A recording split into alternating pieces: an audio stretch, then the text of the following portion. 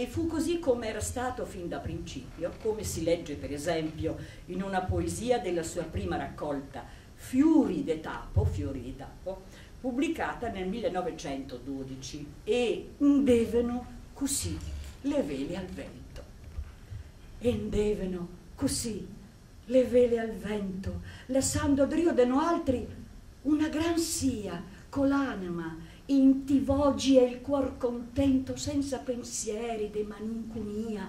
Mamole e masci misi giù al pagiol col letto capitano alla regola, e andevano cantando sotto il sol canzon che ancora suona il mar le svola, e l'acqua bromboleva drio il timon, e dal piacer la diventava bianca, e fin la pena la mandava un son finché la bava non la c'era stanca. E andavano così le vele al vento, lasciando dietro di noi una gran scia, con l'anima negli occhi e il cuor contento, senza pensieri di malinconia. Fanciulle e ragazzi seduti giù a pagliaio, con la barra a letto capitano, andavamo cantando sotto il sole canzoni che ancora volano sul mare. L'acqua rimolliva dietro il timone e dal piacere diventava bianca. Persino il pennone suonava, finché il venticello non era stanco.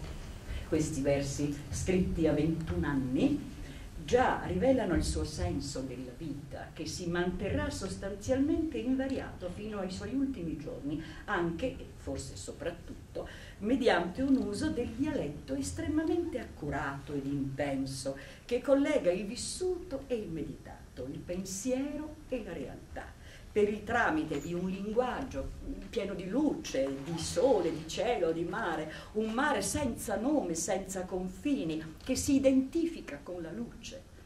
E Marin piegherà il dialetto in neologismi, lo arricchirà di ardite sperimentazioni metaforiche, in bilico tra la più pura astrazione e la più concreta materialità, tra la simbologia, il mare simbolo dell'essere parmenideo, e la realtà. Ma la razionalità resta ai margini. La poesia non è costruzione intellettuale, fatta di volontà e disciplina. Io molte volte tra la veglia e il sonno vedo in me molte poesie che poi lascio andare perché mi secca svegliarmi, ma altre volte in 2 minuti fisso nella carta la poesia che ho già trovato in me, e dice naturalmente Biagio Marin. E quando ormai l'età avanzata gli dava una prospettiva completa del senso della sua vita e della sua opera, scriverà nel 1980: il mare è stato per me la più pura parola dell'alterità e la più pura incarnazione della divinità.